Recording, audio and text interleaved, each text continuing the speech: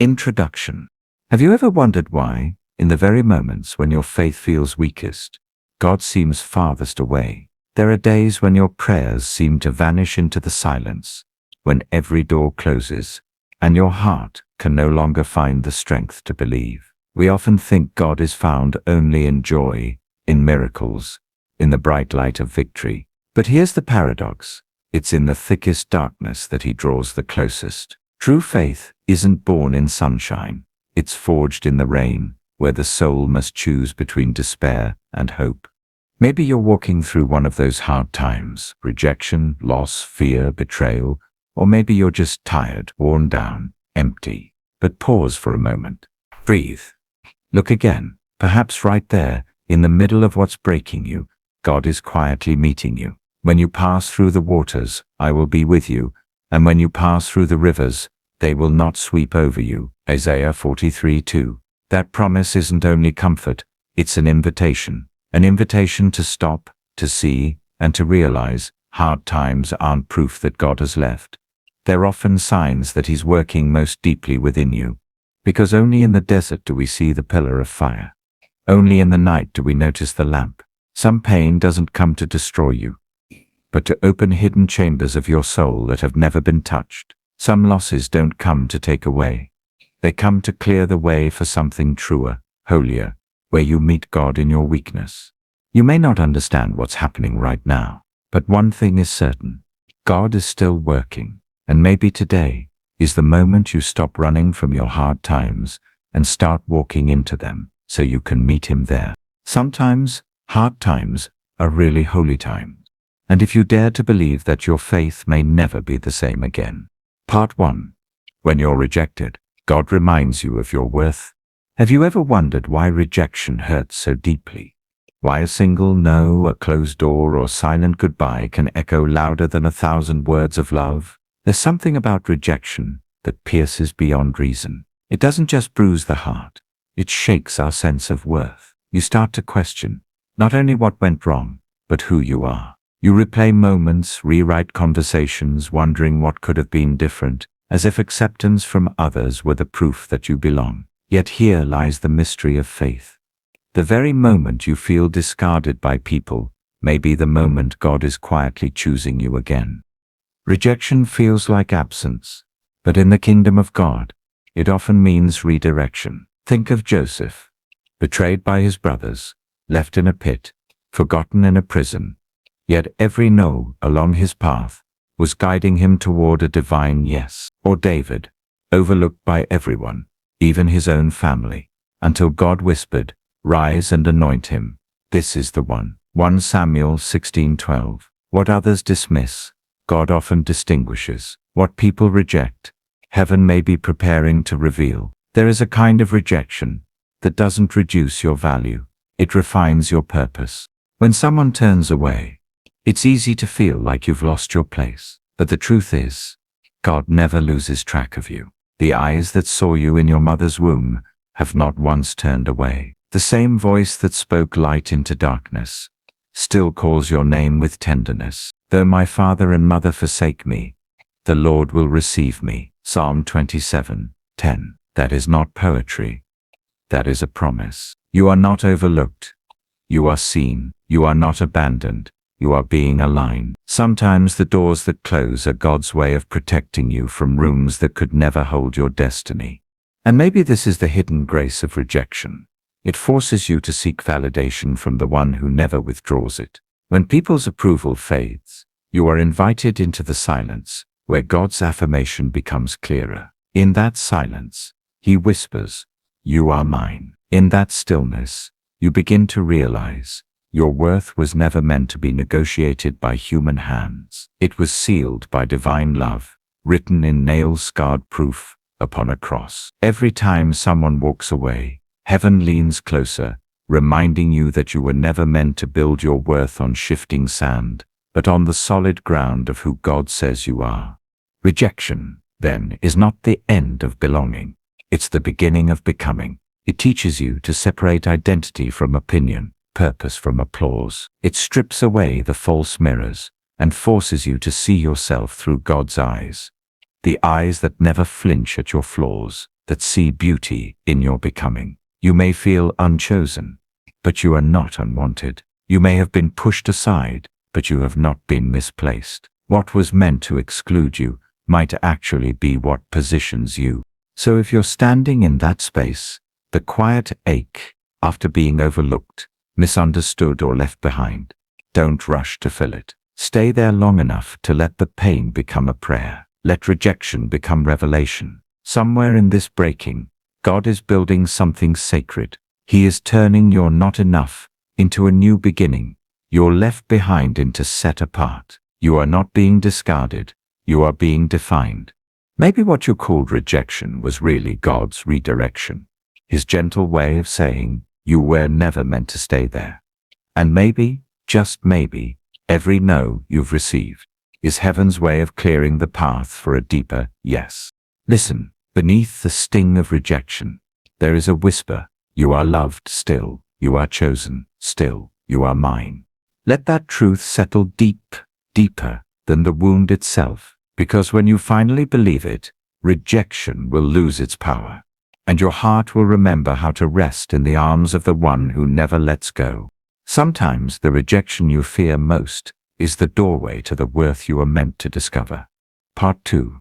When you've lost something, God restores peace. Have you ever noticed how loss has a silence of its own? A hollow quiet that lingers long after the world has moved on. There's a particular ache in realizing that something or someone you once held close is gone, and nothing you do can bring it back. We like to think faith protects us from that kind of emptiness, but perhaps faith was never meant to keep us from loss. Perhaps it was meant to teach us how to walk through it differently, because in the strange arithmetic of heaven, what is lost is never wasted, and what feels like an ending can become the beginning of peace. Loss has a way of stripping us down to the essentials. It tears away illusions of control, forces our hearts to face the truth that we are not the ones holding everything together. Job knew this when, standing in the ashes of his former life, he whispered, "The Lord gave, and the Lord has taken away. Blessed be the name of the Lord." Job 1:21. That wasn't resignation, it was revelation. Job was not praising the loss. He was remembering the giver. He understood that everything we receive is grace, and everything we lose in His timing still belongs to grace. See, loss isn't always about subtraction. Sometimes it's God making space, clearing the clutter of what once comforted us, so that we can encounter Him in a deeper way. We often pray for restoration, but God's kind of restoration doesn't always look like replacement. He doesn't always give back what was taken. He gives back peace, which is infinitely more. My peace I give to you, not as the world gives. John 14:27. It's a peace that doesn't depend on what you still have, but on who still holds you. When something precious slips through your hands, your first instinct is to grasp tighter, to fight against the emptiness. But there comes a moment when the fighting only deepens the wound, and you realize the only way to heal is to open your hands. Loss becomes holy the moment it teaches surrender. And surrender, though it feels like defeat, is where peace begins. God cannot fill a clenched fist. He waits for the opening. There's a sacred paradox here.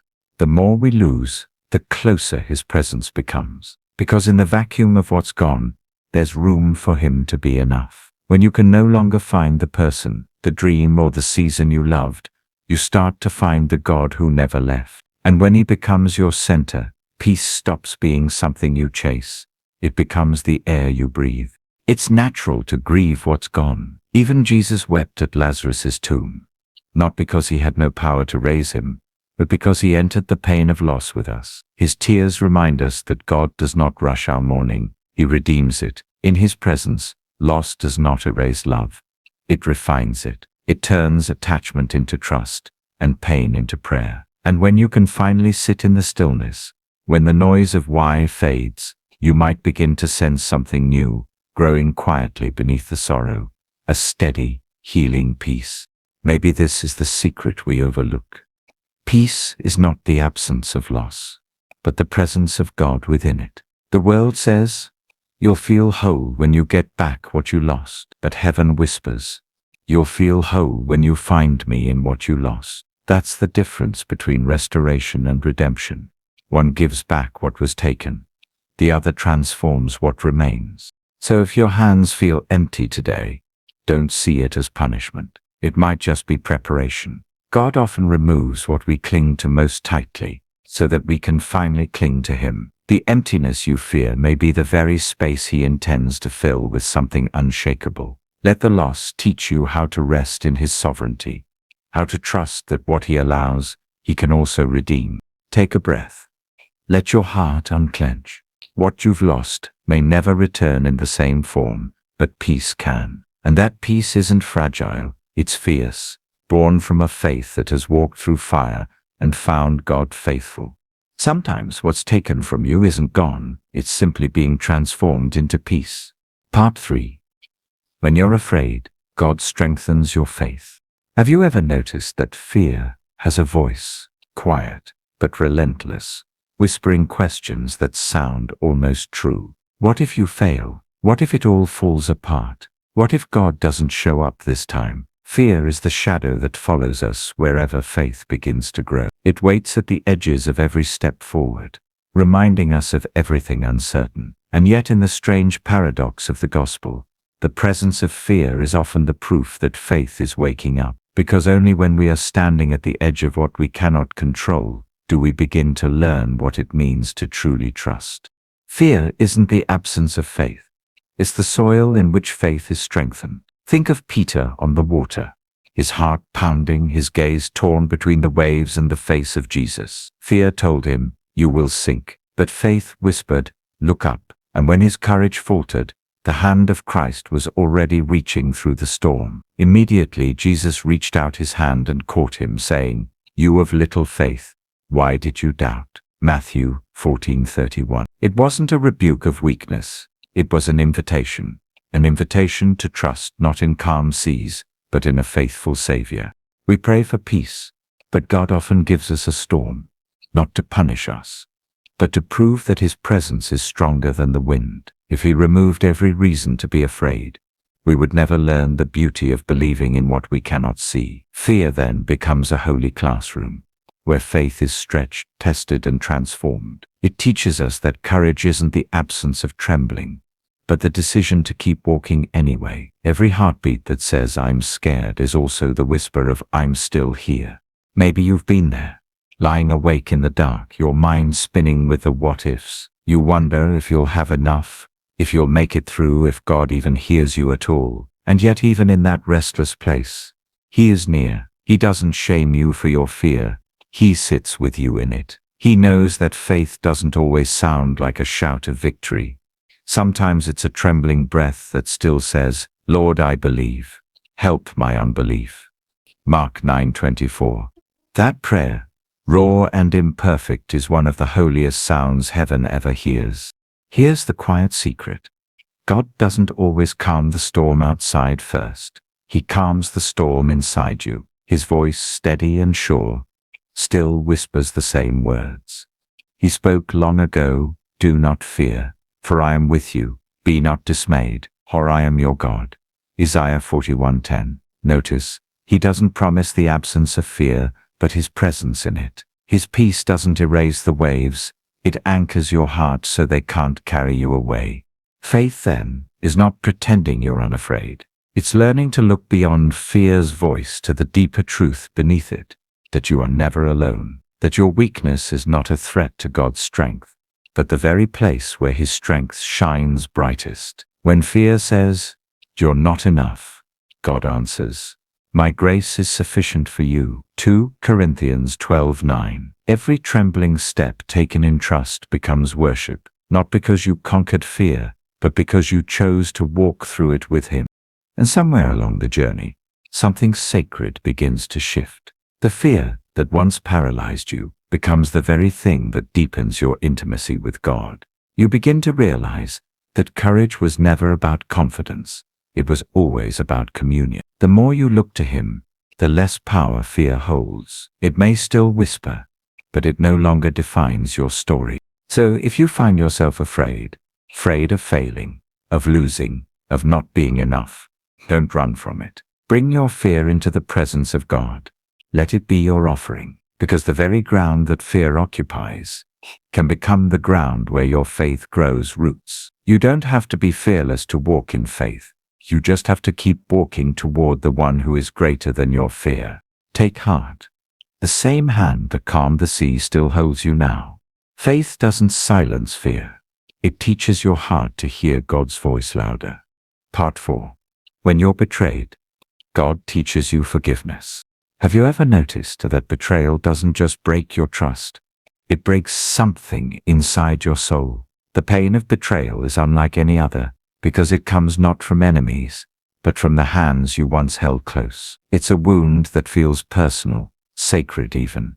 The kind of hurt that makes you question love itself. How could the ones who once promised to stay become the very ones who walk away? How could the voice that once spoke kindness now speak against you? Betrayal feels like a tearing, a violent ripping between what you believed and what now is. And yet, in the mystery of God's heart, even betrayal can become holy ground, because it is here, in the ache of injustice, He teaches us the hardest and holiest lesson of all, forgiveness. Forgiveness is not natural. It goes against every instinct for fairness, every cry for justice that rises from our wounds. The betrayed heart wants answers, repayment, acknowledgement. We want someone to say, "You're right to be angry." And baby, we are. But forgiveness was never about denying the wrong. It's about refusing to let the wrong define you. To forgive is not to forget.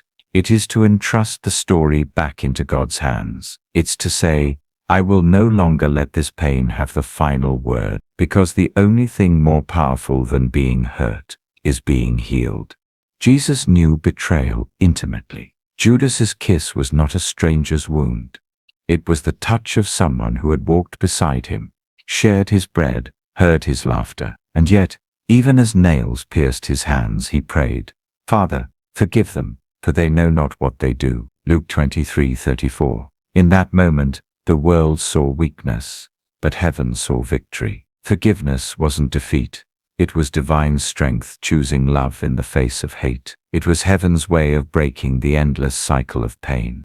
When you've been betrayed, it's tempting to build walls to protect yourself, to promise never to trust again. But walls that keep pain out also keep healing out. God doesn't ask you to reopen the wound. He invites you to hand him the knife that caused it. Forgiveness is not saying it didn't hurt. It's saying it will not hold me captive anymore. It's the sacred act of handing your pain to the only one who knows what to do with it. The Lord is close to the brokenhearted and saves those who are crushed in spirit. Psalm 34:18. And here lies a hidden truth. Forgiveness isn't about setting them free. It's about setting yourself free. Unforgiveness chains your heart to the very thing that broke it. But grace loosens the grip. It doesn't erase the memory, it redeems it. The wound may remain a scar, but scars, in the light of Christ, become testimonies. What once was shame becomes story. What once was bitterness becomes beauty. It's not easy. Forgiveness often begins, not with a feeling, but with a choice, whispered through tears. It might sound like, "God, I don't know how to forgive, but I want to." That's enough for him to begin his work. Because forgiveness is not an achievement. It's a surrender. It's laying down your right to revenge and trusting that God's justice is gentler and greater than yours. And in that surrender, peace begins to seep through the cracks of your heart, like light through a broken window. Maybe this is the paradox of grace, that God can take betrayal, one of the ugliest human experiences, and turn it into the birthplace of divine compassion. The more we are wounded, the more capacity we gain to understand his mercy. For every "why did they do this to me?" there is a quieter answer that comes, so you could understand what love that costs everything truly means. And once you taste that kind of love, the love that forgives the unforgivable, you begin to see the heart of God not as a judge, but as a father who weeps with you, then whispers, "Now go and do likewise." So if your heart still carries the sting of betrayal, don't hide it. Bring it to the cross, the place where betrayal was met with forgiveness, and pain was transformed into redemption. Lay it there, and let God write the ending. The world may tell you to harden, to move on, to forget. But heaven invites you to forgive. Not because they deserve it, but because you deserve to be free. Forgiveness is not the erasing of pain. It is the reclaiming of peace. Part 5. When you're weary, God renews your spirit. Have you ever been so tired that even sleep couldn't touch your exhaustion? Not just the kind of tired that comes from long days, but the weariness that seeps into your spirit. The kind that no amount of rest, coffee, or company can fix. You smile when you must, but something inside you feels dimmed, heavy, almost hollow. You pray, but the words fall flat. You try to keep believing, but even hope feels like work. And somewhere in that quiet fatigue you start to wonder, is this what it means to run out of faith? Yet the paradox of grace is this: the moments you feel most drained are often the very moments when God is closest, whispering not for you to do more, but to rest deeper. Weariness is not weakness. It's the soul's cry that it's been carrying more than it was made to bear. Even Jesus, who healed the sick and calmed the storms, grew tired. Jesus, being wearied from his journey, sat thus by the well. John 4:6. Imagine that, the Son of God, tired enough to stop, to sit, to breathe. That simple act sanctifies our fatigue. It tells us that rest is not laziness. It's holiness. For in that moment of pause, something sacred happens. Our striving quiets, and God begins to restore what effort has drained.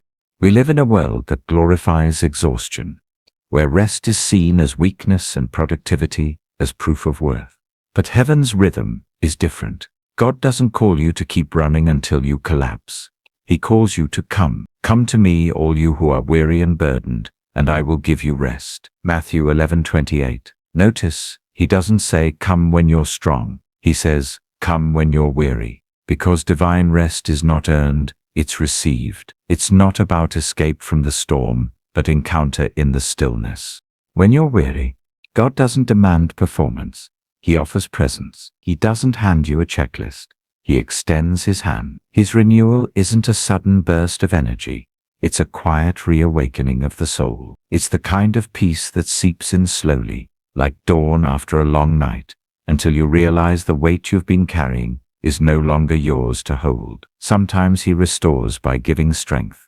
Sometimes he restores by teaching you to stop fighting. Either way, his restoration is always a return, not to what you were, but to who you are in him.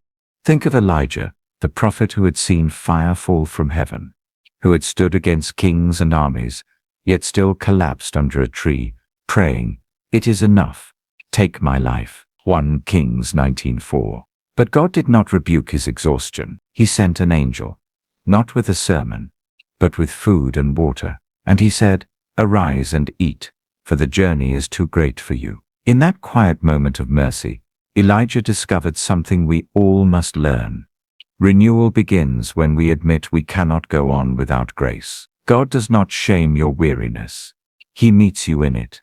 There is a gentleness in the way God restores. He does not rush the process. He rebuilds in silence, the way spring follows winter, unseen but certain. He breathes where you thought life was gone, and suddenly your soul begins to remember its song. It may not be loud at first. It may only be a hum of hope, but soon it grows into a steady rhythm again, not of striving, but of surrender. So if you find yourself weary today, weary of trying, of believing, of holding everything together, this is not your ending. It's your invitation. Lay it all down. The fatigue that frightens you is not failure. It's the Father calling you home to rest. Stop asking yourself to be enough. Start letting God be enough for you. The arms that stretched wide on the cross are still open, not demanding, just welcoming. Close your eyes. Breathe. Let your soul exhale. You don't have to fix anything right now. You don't have to prove anything. Just be still and let him renew you. Because sometimes God's greatest miracle isn't giving you strength to keep running. It's teaching your soul how to rest again. Conclusion: God in every hard time. Have you ever wondered why God allows us to walk through the hard times he could easily prevent? It's the question every heart whispers when life unravels. If he loves me, Why is this so hard? And yet, as strange as it sounds, perhaps the very hardness of life is not the absence of his love, but the stage where it is revealed most clearly. Because grace, when seen against the backdrop of pain, shines differently, deeper, steadier, truer. What if every valley you've crossed was never meant to prove God's silence, but to reveal his presence in a way you could never know on the mountaintop? In the story of your life, Hain is not the punctuation mark. It's the pause where God breathes something new. You see, he was there in the rejection, not watching from afar, but gently reminding you that your worth has never depended on who stayed or who left. He was there in the loss, not to take away meaning, but to teach you that peace can exist even when wholeness feels impossible. He was there in your fear, not condemning your trembling heart, but strengthening it one heartbeat at a time, whispering, "I am with you always." He was there in the betrayal, not approving the wound, but showing you that forgiveness can free what anger cannot. And he is here, even now, in your weariness, not demanding more from you, but offering himself as your rest. Every hard time becomes holy when you begin to see it through his eyes. What once looked like chaos starts to reveal a quiet design. The tears that blurred your vision start to wash your soul clean enough to see his fingerprints in places you once called broken. Because God doesn't only work through victory, he works through vulnerability. He doesn't only appear in miracles, he hides himself in the mundane. The same hands that formed galaxies also hold your trembling heart, unashamed of its weakness. He is not the God who waits for you to get it together. He is the God who steps into your undone places and calls them beloved. Maybe that's the mystery of suffering, that it strips us down to the bare truth of love. When there's nothing left to hold on to, we discover that he's been holding us all along. The wounds you thought would end, you can become windows that let his light in. The prayers you thought went unanswered might have been shaping your heart to hear a better answer. The things you thought you lost forever may be the very soil where something eternal begins to grow. God in every hard time is not a distant observer. He's the heartbeat within the ache. He doesn't just walk beside you, he walks in you, shaping you from the inside out. And though you may not always see him in the moment, when you look back, you will realize that every hard road was lined with traces of his mercy. Each why will find its echo in a quiet, "Now I see." So maybe the purpose of hard times is not to make you stronger, but to make you softer, to teach you compassion, to open your eyes to grace, to bring you to a faith that no longer depends on circumstance, but rests in presence. Because true faith is not built in ease. It's forged in endurance. And the God who met you in every hurt, every loss, every fear, every betrayal, every weariness, is the same God who will meet you again in the next unknown, and the next, until you learn that you were never walking alone. Take this with you. Your story is not a tale of survival. It's a testimony of encounter. You are not simply the one who endured, you are the one who was met by God in the middle of it all. Because in every hard time, God is not testing your strength. He is revealing his own.